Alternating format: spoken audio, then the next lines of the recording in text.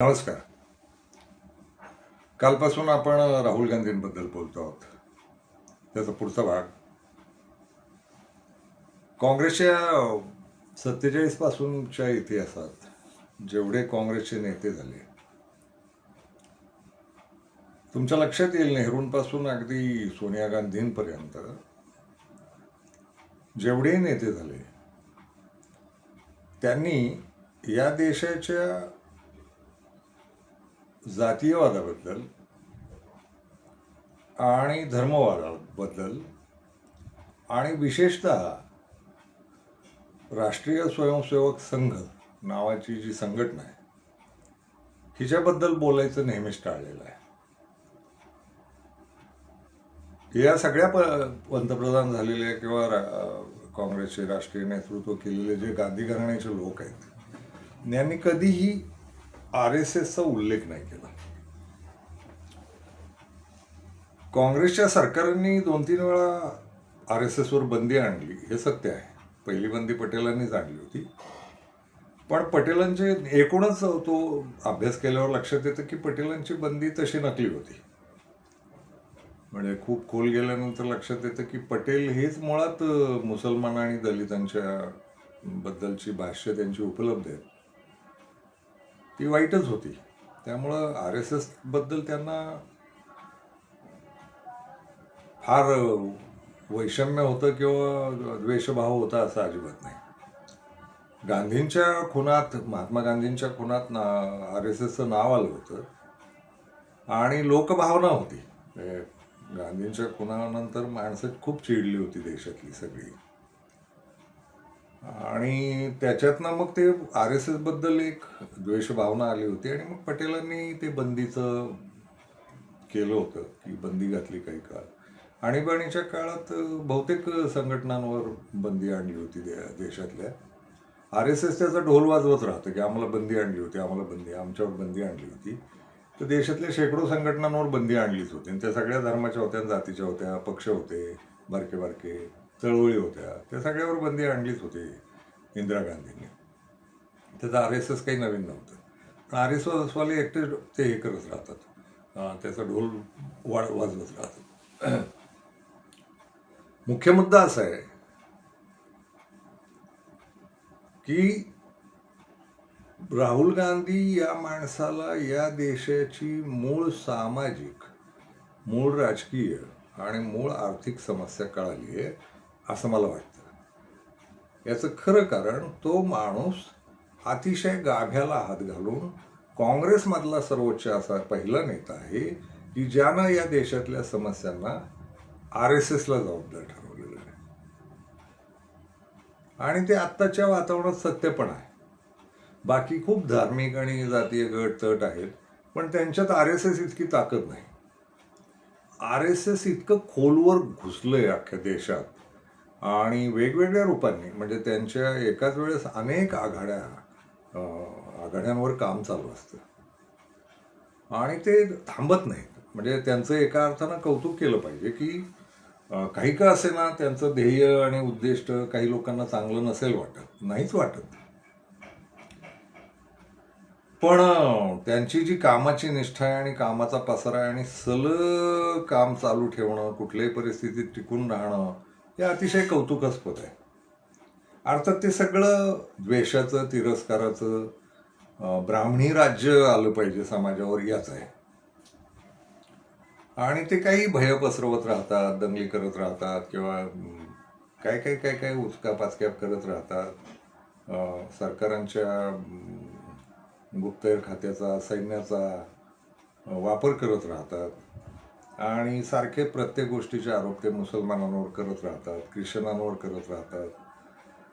दलित, Christian आणि मुस्लिम हे त्यांचं मुख्य टार्गेट आहे आणि ते लपून राहिलेलं नाही. गोळवलकरांच्या त्या पुस्तकांमध्ये ते उघडपणे लिहिलेलं आहे. गोळवलकरांनी तर विचारधन नावाचं त्यांचं पुस्तक आहे, बंच ऑफ थॉट, त्यात अतिशय खुलेपणानं ही सगळी मांडणी केलेली आहे की या देशावर राज्य करायचं असेल तर आधी मुस्लिमांना चेपलं पाहिजे, कारण त्यांच्यामुळं इथं हिंदूंना स्वातंत्र्याचा भाव मिळतो. मग बुद्धाच्या नादी लागलेले दलित जे आहेत किंवा बौद्ध जे आहेत त्यांचा नायनाट केला पाहिजे आणि ख्रिश्चनांकडे पाहिलं पाहिजे. हे बंच ऑफ थॉटमध्ये फार थेटपणे लिहिलं आहे त्यांनी आणि त्यामुळं ती त्या संघाची RSSची विचारधारा हे करावं लागतं आणि त्या विचारधारेवर ते काम करतात. प्रचंड काम चालू आहे त्यांचं 1925 पासून ते काम चालू आहे आणि एखादी संघटना कशी आदर्शपणे एका ध्येयाकडे चालावी याचं मोठं उदाहरण म्हणजे RSS आहे. फाटाफूट नाही, काही नाही, ते संघातनं काही फुटलेले लोक पण आहेत, पण ते पुन्हा सेमी संघ असंच राहिलेले आहेत.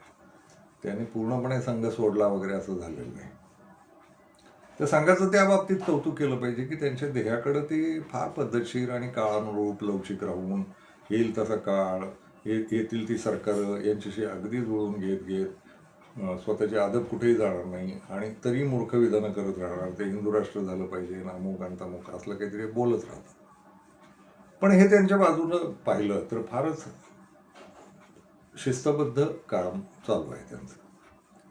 पण ते शिस्तबद्ध कामाचा जो भाग आहे तो गोळवलकरांच्या पुस्तकातनं बाहेर येतो. तो म्हणजे इथं ब्राह्मणांची सत्ता आली पाहिजे. बहुजन आपण वापरू, बहुजनांची टाळकी हिंदुत्वाच्या नावाखाली ताब्यात घेऊ आणि त्यांची ती जी काही अनेक आघाड्यांवर पसरलेली कामं आहेत ना, म्हणजे आता मी मध्ये बोललो होतो व्हिडिओत की गेल्या 9-10 महिन्यात महाराष्ट्रातल्या देवळांमध्ये, खेड्यांमधल्या देवळांमध्ये सकाळी 7ला आणि संध्याकाळी 7ला आरती होते.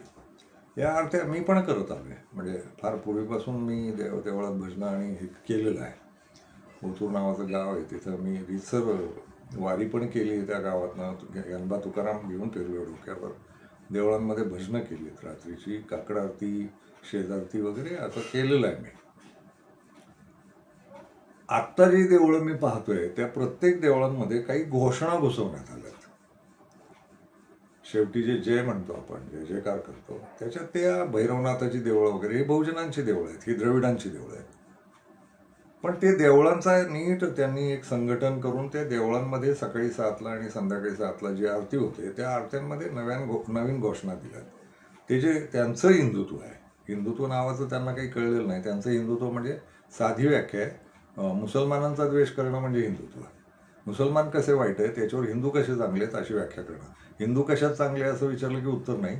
ते हिंदू कसे चांगले आहेत किंवा हिंदू कशात श्रेष्ठ आहेत ते सांगा म्हटलं की ते मुसलमान कसे वाईट आहेत हे सांगायला सुरुवात करतात. तर ते जे त्यांचं हिंदुत्व आहे ते घेऊन आता ते देवळांमध्ये गेलेत आणि देवळांमधल्या घोषणा त्यांनी बदलल्यात. भैरवनाथाचं चांग भलं वगैरे अशा ज्या घोषणा होत्या पूर्वी त्या सगळ्या बदलून त्या आहेतच, पण त्याच्या जोडीला त्यांनी जय श्रीराम घुसवले.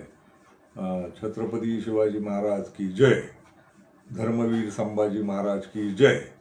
आता देवळांमध्ये शिवाजी महाराज आणि संभाजी महाराजांच्या घोषणा देण्याचं कारण काय आणि जय श्रीराम आलं कुठून? हे नवीन आहे. म्हणजे रामाला कधी नाकारलं नाही या देशानं, पण राम काही महाराष्ट्राचा देव नाही. इथं रामराम म्हणण्याची पद्धत होती आणि फार क्वचितपणे रामाची देवळं दिसायची. जय श्रीरामची चळवळ त्यांनी चालवली आणि जय श्रीराम आता हे मुस्लिम, ख्रिश्चन, दलित यांच्या विरोधातली घोषणा होऊन बसली. त्यांनी केलं ते पद्धतशीर त्या नॅरेटिव्हला आणलं की जय श्रीराम म्हणावंच लागेल. जय श्रीराम कोण म्हणणार आहे? तर जे हिंदू आहेत ते म्हणणार आहेत. कोणाच्या विरुद्ध म्हणणार आहेत? कोणाला ताकद दाखवायची आहे? तर ती दलित, मुस्लिम आणि ख्रिश्चन, बौद्ध यांना दाखवायची आहे. जैनांबद्दल तसं काही म्हणता येत नाही. जैन जवळजवळ हिंदुत्ववाद्यांच्याच नादी लागलेले आहेत आणि कडेकडेनं आपलं त्यांचं जगणं व्यापार करत करत जगत आहेत. त्यांना काही तसा फरक पडत नाही आणि ते जास्ती घोषणा देतात किंवा यांना पैसे पण तेच पुरवतात संघाला पण आणि हिंदुत्ववादी चळवळींना आणि खतरनाक चळवळींना निधी खूपच्या खूपच देतात. तर ही घोषणा देवळांमध्ये पोहोचवण्याचं महाराष्ट्रभर फिरतोय मी अनेक ठिकाणी, प्रत्येक खेड्यात वगैरे अशा देवळांच्या तिथे या घोषणा ऐकायला या नव्याच घोषणा आहेत. तर ही मला वाटतं ती चाल आहे हिंदुत्ववादी लोकांची की हे मुसलमानांविरुद्ध, बौद्धांविरुद्ध, दलितांविरुद्ध, ख्रिश्चनांविरुद्ध वातावरण तयार करायचं असेल तर देवळांमध्ये या घोषणा दिल्या पाहिजेत आणि आरतीच्या वेळास बरोबर सकाळी 7, संध्याकाळी 7. अर्थात दिवसभर आता चालूच असतं काहीतरी. ते मुसलमानांच्या नावानं ठणाणा करायचा, 5 वेळा आजान देतात म्हणून त्याचा त्रास होतो म्हणून. आता कुठल्याही देवळात जा, लोक देवळातच बसलेले असतात, त्यांना दुसरी कामं करायची नसतात. आणि प्रश्नच पडतो, म्हणजे देवळांमधनं येणारी जे आवाज आहेत, बरं ते कर्कश भोंग्यावरच येतात. ते दोन उद्देश असतात. एक तर बहिरे आहेत भोवतीच्या आसपासचे, देवळाच्या आसपास राहणारे लोक, आणि दुसरा स्वतःही परमेश्वरही स्वतःच बाहेर आहे. तर बाहेऱ्यांना ऐकू जाईल एवढ्या मोठ्या आवाजात बोललं पाहिजे, अशा अर्थीच्या ते दिवसभर काहीतरी कार्यक्रम चालू असतात. कसले कसले मास आणि बलिदान मैदान वगैरे, असं बरोबर ती चळवळ चालू आहे. आणि या चळवळीचे उद्गाते संघवालेच आहेत. तर त्यांचं त्या कामाचं कौतुक केलं पाहिजे. पण संघ ही या देशाची मुख्य समस्या आहे. संघ या देशात शांतता येऊ देत नाही. संघ या देशात कारण नसताना मुसलमानांच्या आरोपीच्या पिंजऱ्यात उभं करत आलेलं आहे. संघानं तशीच पुस्तकं लिहिली, संघात शाळांच्या अभ्यासक्रमात तशी पुस्तकं लिहिली. संविधानाच्या विरोधात जाऊन शाळांमध्ये धार्मिक कार्यक्रम कुठलाही करता येत नाही असं स्पष्टपणे संविधानानं सांगितलं. पण संघानं ते कधी ऐकलेलं नाही, आणि शाळांनाही तोच नाद लावला आहे. देवाच्या प्रार्थना, धार्मिक कार्यक्रम असं महाराष्ट्रातल्या शाळा करत येतात, आणि देशभर ते चालू आहे. आणि कोणाला काही वावगं वाटत नाही. म्हणजे शिक्षकांनाही लक्षात येत नाही की आपण संविधान मोडतोय म्हणून. आणि या देशाचं एकमेव आधार संविधान आहे. तुम्ही जगायचं असेल तर मनुस्मृती किंवा गीतान बितान अशा ग्रंथांवर, पुराण आणि काय जे असतील ते कुठल्याही धार्मिक ग्रंथावर नाही जगू शकत. आणि मुळात हे धार्मिक ग्रंथच नाही आहेत हिंदूंचे म्हणून. पण स्पष्ट सांगायचं, देवांमध्ये थोडा भेद करायचा तर कृष्ण आणि राम वगैरे देव महाराष्ट्राचे नाही आहेत. तर पण ते बरोबर पसरवत राहणं त्या चळवळी, आणि अगदी तळागाळापर्यंत, तामिळनाडूच्या कोपऱ्यापर्यंत हे सगळं घेऊन जाणं. तर राहुल गांधी हा पहिला नेता आहे की ज्याला ही समस्या कळली आहे.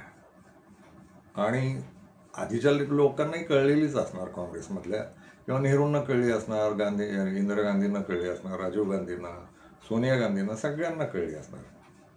पंडित नेहरू तर लखलखीत काश्मीरी ब्राह्मणच होते. त्यांना ही समस्या कळली असणार, पण त्यांनी कधीही या पद्धतीचा हात नाही घातला RSSला, आणि उच्चार नाही केला. राहुल गांधी हा पहिला माणूस आहे ज्यानं अतिशय मोठा पंगा घेतला, आणि त्याच्या लक्षात आलं की हा संघ आणि संघप्रणित भाजप, त्यांची विचारधारा, यांच्याशी आपल्याला लढाई करायची आहे. राहुल गांधीचं मोठेपण एक आहे की राहुल गांधीनं अजून या दोघांना मी संपवीन अशी भाषा नाही केलेली. राहुल गांधीला हे कळलंय मात्र की भाजपची जी RSS विचारधारा आहे, RSSची जी RSS विचारधारा आहे, ही या देशाचं संकट आहे मोठं. ते सामाजिक आहे. सामाजिकमधनं उद्योगधंद्यांचं आहे, शेतीचं आहे, त्याच्या विकासाचं होत नाही. आरोग्य शिक्षणाचे प्रश्न याच्यामुळे सुटत नाही. आणि पुन्हा तेच भाजपच्या राज्यात संघी विचाराचं जे भाजप आहे, त्यांनी आता नवीनच खेळखंडोबा केला की शिक्षणाच्या फिया वाढवून ठेवल्यात, खाजगी शाळांचं खूप स्तोम माजवले, दुसऱ्या बाजूला शाळांमध्ये धार्मिक शिक्षण मिळेल, कट्टरतावाद तयार होईल याची व्यवस्था केली आहे, आणि आरोग्य व्यवस्था वगैरेची सगळी गडबड केली आहे. शिक्षण महागही केलं आहे. आणि सगळ्यात महत्त्वाचं म्हणजे मोदी सरकार आल्यापासून पेपरफुटीचे प्रकार करून बहुजनांची पोरं कशी मागं ढकलली जातील, ते पेपरफुटीचा पुढं निकालच कळायला लागत नाही, काही होतच नाही पुढं. दुसऱ्या बाजूला MPSC UPSC अशा परीक्षा देऊन पोरं राजस्व क्षेत्रात गेली पाहिजेत, तर ती BJP प्रणित RSSच्या विचारधारेनं ते बंद केलं आहे. ते ढोंग होतात, त्यातही पेपर फुट्या, आणि कितीतरी वर्ष ताटकळत बसतात बहुजनांची पोरं. आणि सरकारच्या अधिकारात भरती करणं मोठमोठ्या अधिकाऱ्यांची, हे नवीन नाटक सुरू केलं आहे. म्हणजे रश्मी शुक्ला नावाची बाई होती जिच्यावर आरोप झाले, तिनं फोन टॅपिंग केले, आणि ती फडणवीसांच्या काळात ती करत होती. मग तिच्यावर आरोप झाले, ती हैदराबादला जाऊन राहिली, आणि पुन्हा फडणवीस सत्तेत आल्यानंतर रश्मी शुक्लाला बोलून कमिशनर केलं फडणवीसांना. म्हणजे जणू दुसरे सगळे गायब आहेत. ते जे पदभार घेत घेत एक एक पायरीवर बढती करत करत जायला पाहिजेत ते लोक, ते गायब आहेत. आणि मग रश्मी शुक्ला फारच कार्यशील वगैरे तर नाही, कार्यशील वगैरे नाही, फडणवीसासाठी ती बाई काम करत होती, आणि तिला पुन्हा पदावर घेतलं फडणवीसानं, आणि कोणी काही बोललं नाही.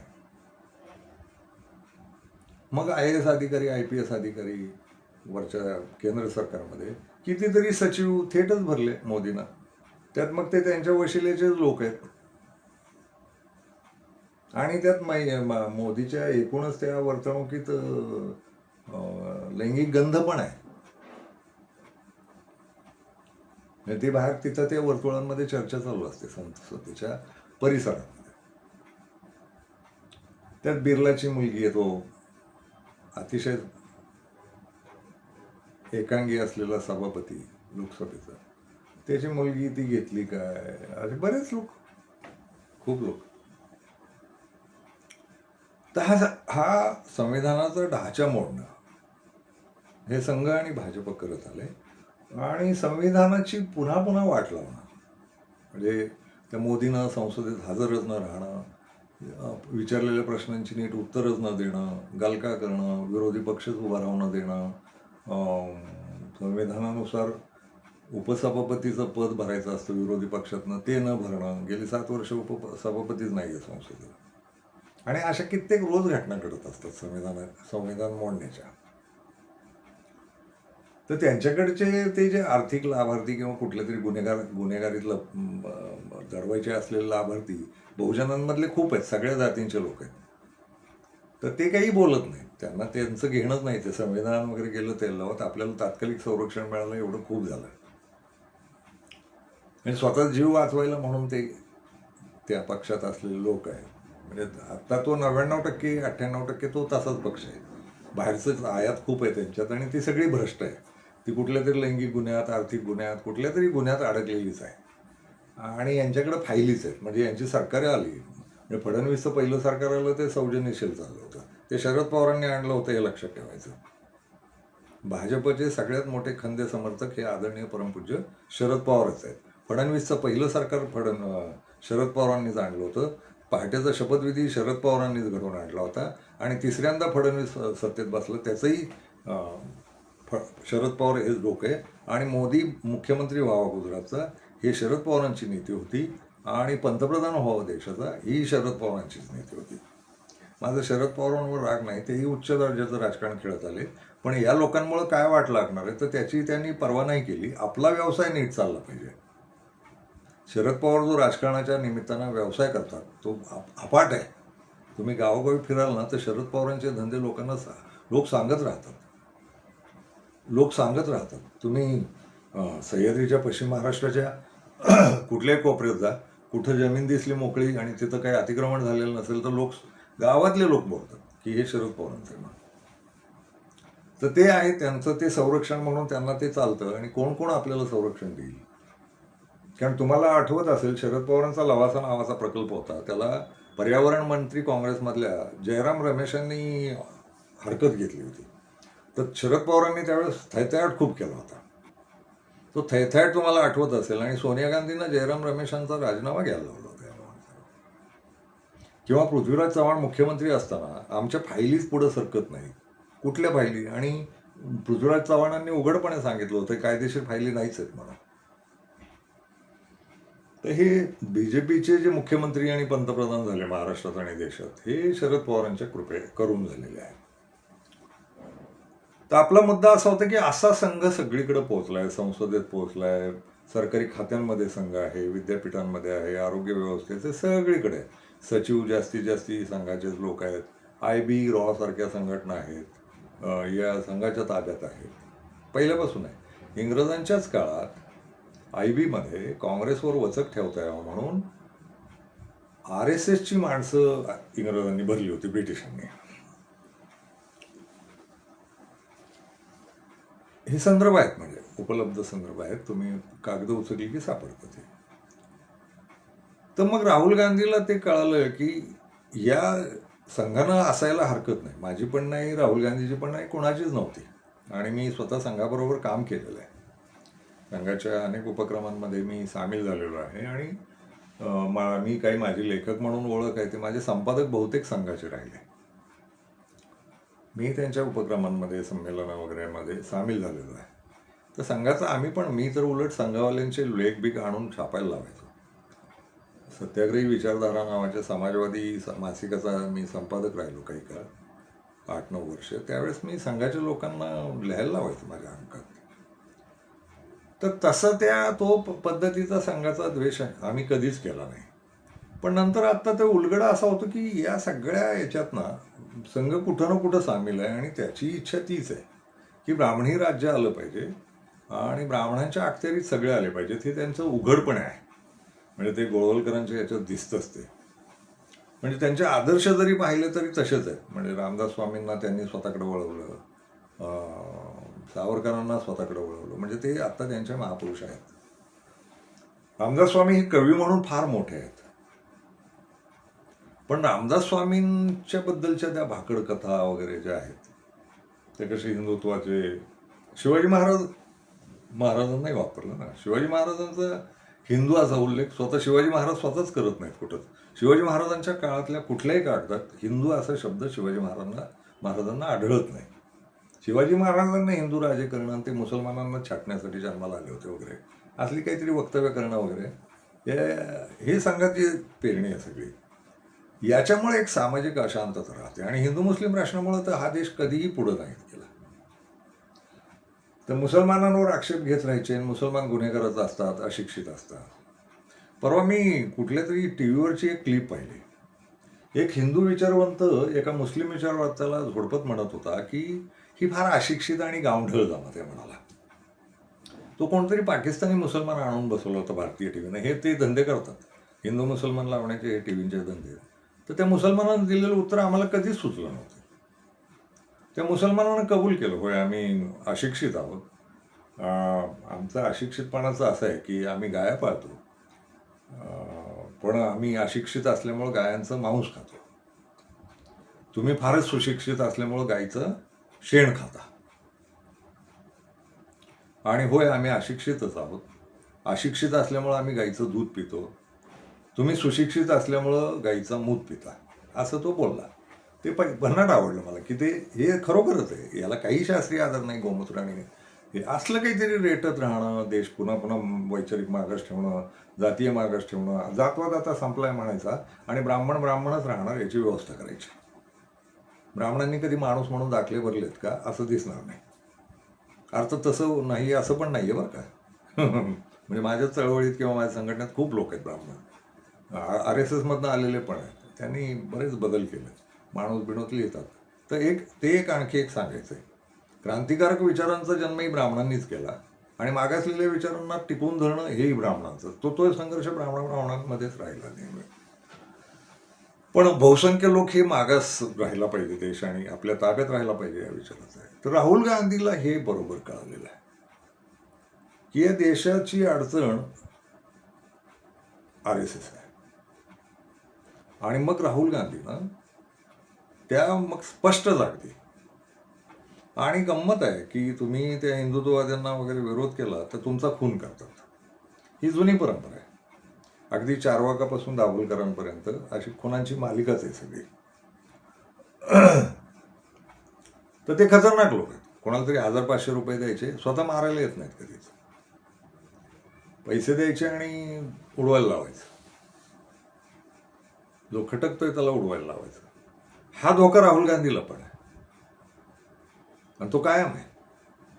त्याला खूप मोठी सुरक्षा व्यवस्था वगैरे असली तरी उडवायचं, त्याला उडवू शकतात ते लोक.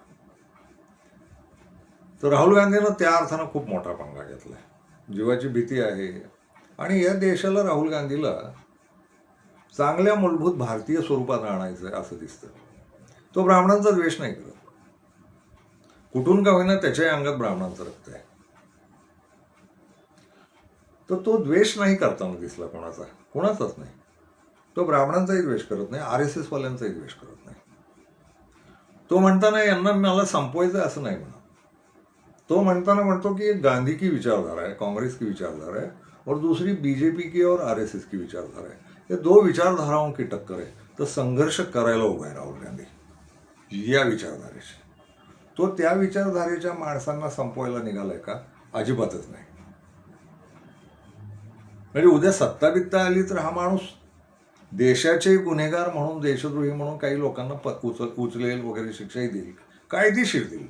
तिथं हे करणार नाहीत. म्हणजे सावरकरांना ज्या नियमानं पाटीलांनी आणि नेहरूंच्या काळात सोडण्यात आलं, अगदी सहानुभूतीपूर्वक सोडण्यात आलं. आणि तो राजकीय हस्तक्षेप होताच कोर्टात त्यावेळेस. सावरकर सापडलेच होते गांधीपणाच्या. पण नेहरू आणि पटेलांनी प्रयत्न करून सावरकरांना सोडवलंय. तसंच आहे राहुल गांधीचं. राहुल गांधी यांना शिक्षा देत बसेल असं मला नाही वाटत. तो जवळ घेईल पुन्हा. तो संघाच्या लोकांचा द्वेष करतो असं काही दिसलं नाही कुठं. पण संघाच्या विचारधारेचा द्वेष करतो. आणि बीजेपीनं ज्या पद्धतीनं संविधान मोडलं आणि अनाचार, आर्थिक अनाचार आणि लैंगिक अनाचार सगळा माजवला आहे, यात राहुल गांधी संघर्षाला उभा आहे असं दिसतं. संघर्षाचं स्वरूप तो खुनाखुनीत नाही करणार आहे, एवढी मला मात्र राहुल गांधीबद्दल खात्री वाटते. कारण ती नेहरूची परंपरा आहे. विरोधक जिवंत ठेवून त्यांच्याशी वादविवाद करत राहू, त्यांना सोसत पण राहू, चर्चेची संधी घेऊ. अर्थात या भाजपच्या आत्ताचं जे स्वरूप आहे ते वाजपेयीच्या काळात चर्चेचं स्वरूप होतं. पुढं यांना कळलं की असं चालतच नाही आणि घाण करायची असेल. 2000 साली सगळे निर्णय होत होते. या देशातले उद्योगपती, या देशातले RSS वाले, या देशातले राजकीय धंदा करायला आलेले पुढारी यांनी मिळून ठरवलं की या देशाचं काय वाटोळं करायचं आहे. आणि गॅट करार आधीच झाला होता. गॅट कराराची कलमं इथं भांडवलशाहींनाच उपयोगी होती. तर ती कलमं प्रत्यक्षात आणणारे आपलेच भारतीय लोक होते. त्याला चुकून एकदा काय झालं की ते मनमोहन सिंग मध्येच येऊन पंतप्रधान म्हणून बसले. त्यामुळे 10 वर्ष ते अडकलं खरं. पण हे 2000ला प्लॅनिंग झालेलं होतं. या देशाची कशी वाताहत करायची, या देशातल्या जमिनी, या देशातले पैसे, या देशातली देवळं, धर्म, राजकारण, सत्ताकारण, समाजकारण सगळं ताब्यात कसं घ्यायचं हे यांचं त्या काळातच ठरलेलं होतं. त्याच्यावर येऊच, तेव्हा राहुल गांधीचाच विषय आहे तो, त्याच्यावर बोलतो. पण राहुल गांधीला हा मुद्दा कळलेला आहे की या देशाची समस्या सामाजिक, राजकीय आणि आर्थिक समस्या RSS आहे.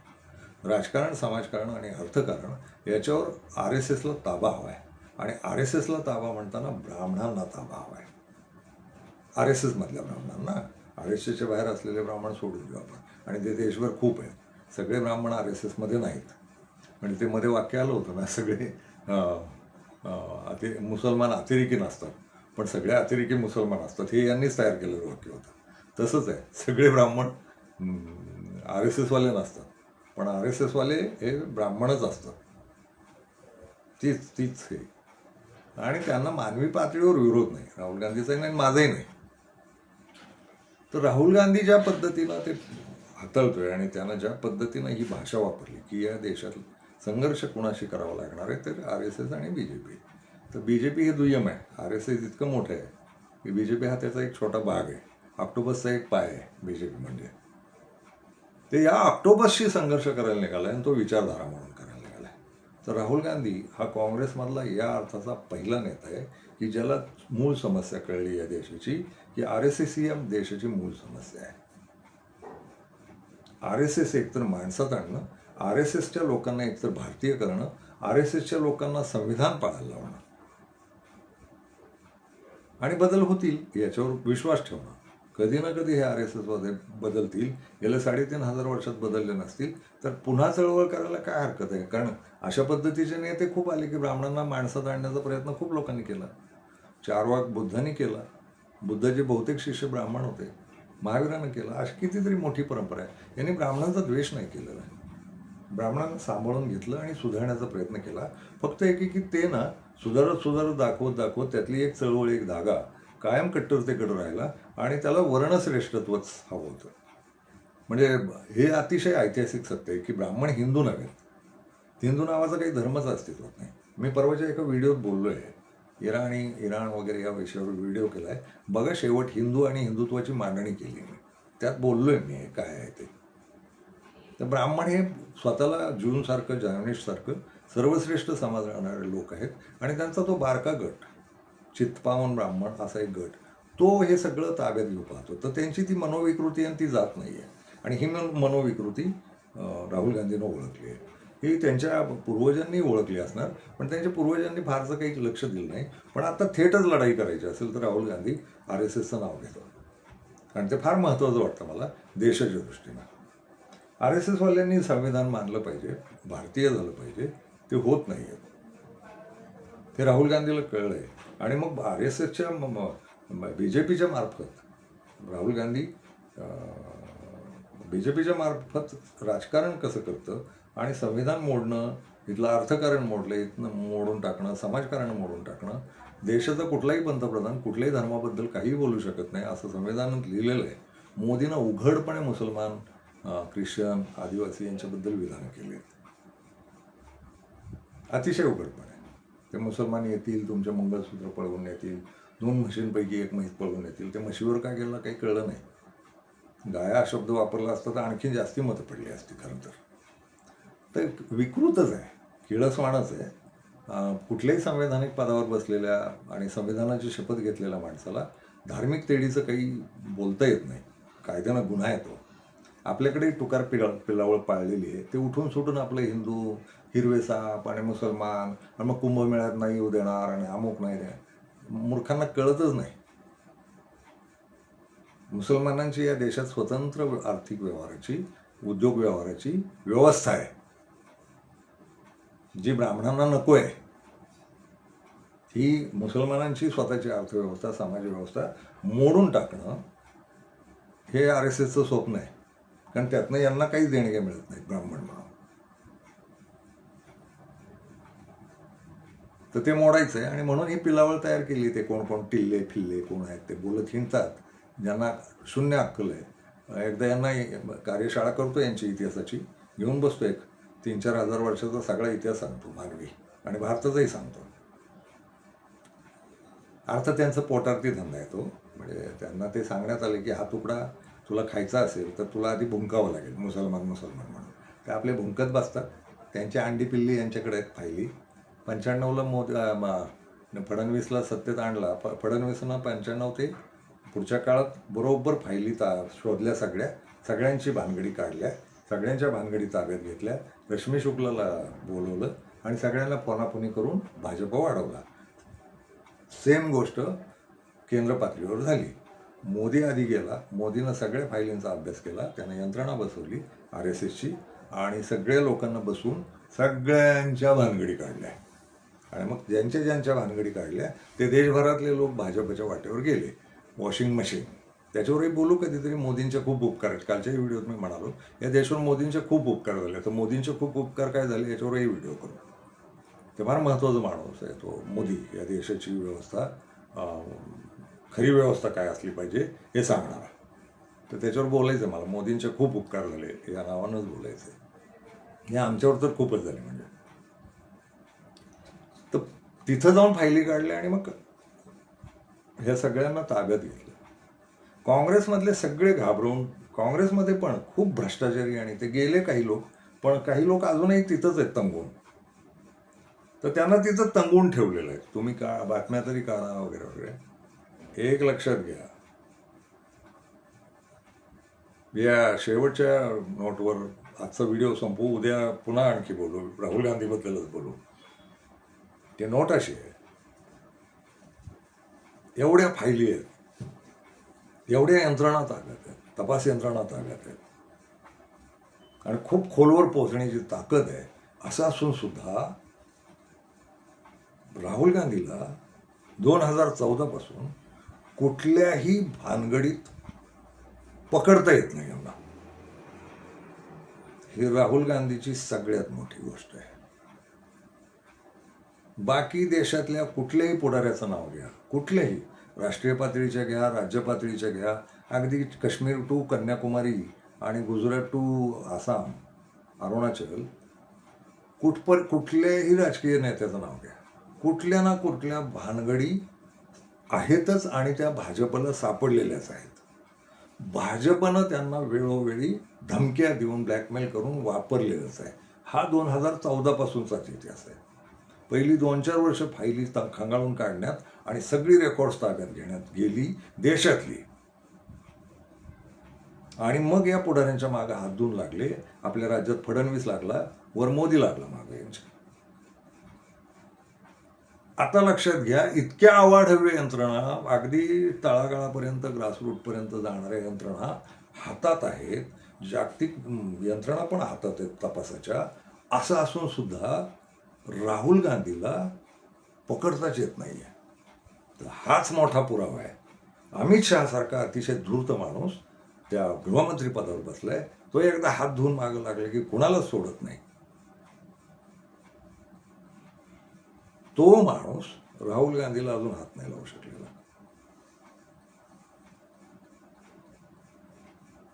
एक 3-4 वर्ष झाली स्मृती इराणी मंत्री होती समाज कल्याण, बाल कल्याण आणि महिला, आणि मी राहुल गांधीच्या कौतुकाची, त्याचा बंगला काढून घेतला नाही आणि कट करून, त्यावेळेस एक पोस्ट टाकली होती की राहुल गांधी गरीब पोरांना कसा आधार देतो आणि कधी कधी त्याच्या बंगल्यात कसे ठेवतो आणि मदत करतो आणि गुपचूप करतो. तर मला माझ्या भोवतीच्या लोकांना स्मृती इराणीच्या कार्यालयातनं तिच्या सचिवाचे फोन येत होते, आणि मला पोलीस संरक्षण आहे, तर पोलीस खात्याचीच माणसं माझ्या बरोबर असतात. 4 दिवस ते सारखे फोन करून माझ्या भोवतीच्या माणसांना छळत होते, आणि मी पोस्ट टाकली होती, आणि आपल्याकडचे जे टुकार डुकरे आहेत धार्मिकीकरण करणारे, त्यांनी ती पोस्ट टॅग बी केली त्या मंत्रालयाला. मग स्मृती इराणीच्या सचिवाकडनं स्मृती इराणीनं ऑर्डर काढली, हा माणूस कोण आहे तपासा आणि याला उचला. फेसबुक पोस्टवरनं उचलणार होती. काय पोस्ट होती? राहुल गांधीचा बंगला काढून घेणं चूक होतं, कारण या बंगल्यात खूप गरिबांना आश्रय दिला आहे त्यानं. गरीब पोरं शिकवतो, हा अनाथ अपंग पोरं शिकवतो आणि त्यांना मदत करतो, त्याच्या खासदारकीचा पगार त्याच्यावर जातो. ही पोस्ट होती ती. मला वाईट वाटलं होतं त्याचा बंगला काढून घेतल्यावर, कारण मला माहिती होता खूप लोकांचा आधार आहे हा माणूस. तर असं अनाथालय चालवता येत नाही, चाइल्ड अब्यूजच्या केसेस होऊ शकतात वगैरे, असे काही शोध लावतात. या RSS वाल्यांना काही सापडतं. त्यांनी खायचं, समलिंगी वागायचं, लपडी करायची, आर्थिक भ्रष्टाचार करायचे, लैंगिक भ्रष्टाचारात तर आघाडीवर आहेत त्यांचे लोक. पण दुसऱ्यावर सतत आरोप करायचे, हा कसा लैंगिक आहे, तो कसा लैंगिक आहे. आताही तो खरात नावाचा बाबा सापडलाय. ते खरातची जात शोधली पाहिजे खरं तर. त्या खरातच्या जातीचा का अजून उलगडा झालेला नाही माहीत नाही. खरात हे बहुधा एकाच विशिष्ट जातीत नाव असल्यामुळं, पण ते बरंच वाटतं की या भोंदूबुवाकडं सुद्धा इकडचे लोक जातात. तर खरातची जात शोधा बरं का जातकर्ण्यांना. तर मला शेवटी त्या सचिवानं मला गाठलंच फोनवर. मी कार्यक्रमांमध्ये होतो, 4 दिवसाची काहीतरी शॉर्ट फिल्म महोत्सव होता आणि कार्यशाळा होती, कारण राळेगणला होतो आम्ही. त्याच्या सचिवाचा मला फोन आला आणि त्यांना विचारलं तुम्ही काय करता म्हणून. तर म्हटलं मी पत्रकार आहे. म्हटलं काय काम आहे तुमचं? तर तोवर मला पोलिसांनी सांगितलं होतं की स्मृती इराणीकडनं तुम्हाला अटक होण्याची शक्यता आहे, ती एक ऑर्डर काढेल की याला अटक करा म्हणून, आणि राहुल गांधीच्या विरोधात काहीतरी प्रकरण उभं करायचं म्हणून ती पोस्ट वापरायला निघाली होती. तर मी पोलिसाला सांगितलं काही होत नाही, आणि झालं तर बघू आपण, काय फार काळजी करू नका, कारण फेसबुकवरची साधी निर्मळ मायाळू पोस्ट आहे ती. कुठल्या तरी RSSच्या किड्यांना वाटलं की हे आपण पोचवलं पाहिजे, आणि मग त्यांनी ते पोचवलं, आणि वरनं पुन्हा ते गुडघ्यात मेंदू असतो काही लोकांचा, यांचा नसतो. तर ती सगळी यंत्रणा असती ना, इथले कोण कोण होते त्यांचे ते, आणि ती वरनं स्मृती इराणी. मग मला अटकेची ऑर्डर निघाली असं कळालं. आणि नंतर 1.5 वर्षांनी माझी आई तेव्हा जिवंत होती इथं, म्हणजे माझ्या बायकोची आई, ती मी आणि बायको अशी गप्पा मारत बसलो होतो, आणि लैंगिक लफड्यांच्या खूप चर्चा TV वर वगैरे राडा चालू होता, आणि सगळा धुमाकूळ. ते हे सापडला, तो सापडला, याच्या भानगडी त्याच्या भानगडी, हा BJPचा खासदार सापडला, ते कोणतरी रस्त्यावरच उघडं नागडं होऊन त्या बाईला वाटून काहीतरी उद्योग केला नाही का, ते CCTVचं आलं ते. त्यावेळेस घरात धुमाकूळ चर्चा चालली होती, आणि माझ्या बायकोला पूर्वी वाटायचं की आपला नवरा कुठल्या तरी बाईच्या मागं लागला. तर त्या संशयाची भांडणं आमच्यात पण झाली, नेहमी झाली. तर मला ना एकदम आधार आला, आणि मला एकदम ते प्रकरण आठवलं की आपल्याला 1.5 वर्षापूर्वी अटक करायला निघाली होती मंत्रिणीबाई, आणि मला अटक नाही झाली. अटक करण्याआधी ना ते रेकॉर्ड तपासून पाहतात. आता भारताचं गृह मंत्रालय, महाराष्ट्राचं गृह मंत्रालय, त्यांनी सगळं तपासून पाहिलं असणार नाही हा राजन खान आहे कोण नेमका. आणि मला लक्षात आलं, अरे काही सापडलेलं नाही बरं का आपलं, म्हणजे केलंच नाही आहे काही, सापडायचा मुद्दाच नाही, पण म्हणजे आर्थिक आणि लैंगिक असं काहीतरी शोधत राहतात ना. तर मी बायकोला फार त्वरेनं म्हणालो, बघ म्हटलं देशाच्या गृहमंत्रालयानं मला क्लीन चिट दिलेली आहे, कारण मला अजून अटक झालेली नाही, याचा अर्थ असा आहे की त्यांना अमित शहा आणि त्यांच्या यंत्रणेला कळलेलं असणार की याचं काहीच नाही आहे, हा फक्त बडबड आहे, हा बोलतो, थेट बोलतो, खरं बोलतो वगैरे वगैरे, एवढा एक दोष सोडला तर बाकी याच्यात काही नाही. लैंगिक सापडावं, आर्थिक सापडावं असं काही नाही. मला म्हणून कदाचित सोडला असावं. कथा राहुल गांधीची आहे. राहुल गांधी यांना अजून पकडीत येत नाही, तावडीत येत नाही. याचा अर्थ राहुल गांधी सच्चरित्र आहे, सच्छील आहे, सज्जन आहे, निर्मळ आहे आणि खमका आहे. आत्ता लक्षात येतं, मला स्वतःला प्रश्न पडतो की 55 वर्षाचा माणूस आहे हा, याच्या लैंगिक बुकांचं यांनी काय केलं असेल. ते असतातच. तर खाजगीत कधी भेट झाली तर मी विचारेन, मुलाखतच घेईन की तुम्ही काय कसं करता, म्हणजे याचं नियोजन काय. कारण हा मानवी प्रश्न आहे, यात अश्लील आणि लैंगिक असं काही नाही. हा मानवी प्रश्न आहे, हा उघडपणे विचारला गेला पाहिजे. आणि त्याने खरं तर खूप खुला माणूस आहे, त्याने खरं उत्तर दिलं पाहिजे की मॅनेज कसं करायचं, म्हणजे नव्या पिढ्यांना शिकवता येईल ना. तर ते लैंगिकही काही सापडलेलं नाही दिसत आहे या यंत्रणेला. आर्थिक तर नाहीच आहे. फार खरा माणूस आहे, फार निर्मळ, सरळ मार्गी आणि पूर्ण पवित्र, सज्जन, हे माझं मत झालेलं आहे. कारण 2014 पासून हे सहजच त्याला उचलू शकले असते. ते फालतूच भानगडीत त्याला अडकवतात. संसदेत काहीतरी बोलला, मोदी नावाची काहीतरी बोलला वगैरे, इतक्या पानसट आणि टुकार केसेस, ती तक्रारी करणारे टुकार, ती न्यायालय ऐकणारी न्यायालय टुकार. कशावर वेळ चाललाय देशाचा, बावळट बाजार आहे निव्वळ.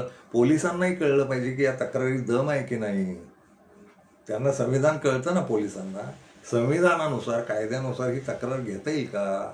कुठल्याही टोणगा उठणार कुठल्या तरी कोपऱ्यातनं, राहुल गांधीनं मोदी जमातीचा अपमान केला म्हणून कळतंय ना. तो मोदीचं आडनाव घेत होता, नाव घेत होता. तर पोलिसांना स्वतःला अक्कल नाही का, हे कधी डोकं वापरणार आहेत की ही केसच घेता येत नाही असे फालतू. त्याच्यात कुठं वेळ घालवा देशाचा, स्वतःचा, देशाचा पैसा वाया जातो, वेळ जातो. पुन्हा ती कोर्ट घेतं, स्वीकारतं ती केस, मग त्याला बोलवतो आणि 2 वर्षाची शिक्षा देतं. न्यायालयाला संविधानाचा, कायद्याचा अभ्यास नाही का. न्यायालय मानवी नसतात का, पोलीस मानवी नसतात का. आबाळातनं पडलेल्या दगड यंत्रणा आहेत का या टुकार. तर त्यातल्या छाटछूट केसेसमध्ये अडकवता राहुल गांधीला, आणि तो काही त्याच्यावर खूप केसेस चालू आहेत. आणि आता या संघावाल्यांनी केल्यात, संघावाल्यांनी केल्यात. संघाला एवढंच काम आहे, स्वतः संविधान पाळायचं नाही, स्वतः मोडता येतील तेवढे कायदे मोडायचे, पण दुसऱ्यांना पोलिसांची आणि कायद्याची दहशत घालायची, तक्रारी करायच्या. आपले काही लोक फिरत राहतात भाषणं करत, अभिव्यक्ती स्वातंत्र्य आहे, हे यांच्यावर आलं, गचंडी धरली RSSवाले की ते सांगणार अभिव्यक्ती स्वातंत्र्य. पण आपल्याकडचे काही वक्ते महाराष्ट्रात फिरतात, तर त्या पोलीस स्टेशनला याला आमच्या गावात बोलू देऊ नका म्हणून RSSवाले अर्ज करायला जातात. एक तर ब्राह्मण किंवा RSSनं पाळलेले बहुजन पित्ते. तर हे ठीक आहे. राहुल गांधी या एका उदाहरणात 2014 पासून यांना कुठंच सापडलेलं नाही, आणि सापडण्याची शक्यता नाही, काही त्याचं नाहीच आहे. आणि पत्रकार म्हणून, माणूस म्हणून, नागरिक म्हणून, दिल्ली अनेक वेळा पाहून आलेला म्हणून, यांच्या घराशी जवळून पाहून आलेलं म्हणून पुढं बोलेन मी या सगळ्या विषयावर. पण मला माहिती आहे राहुल गांधी हे अतिशय सरळमार्गी, सज्जन आणि पवित्र नेतृत्व आहे. उरलेलं खूप सारं उद्या बोलू. धन्यवाद.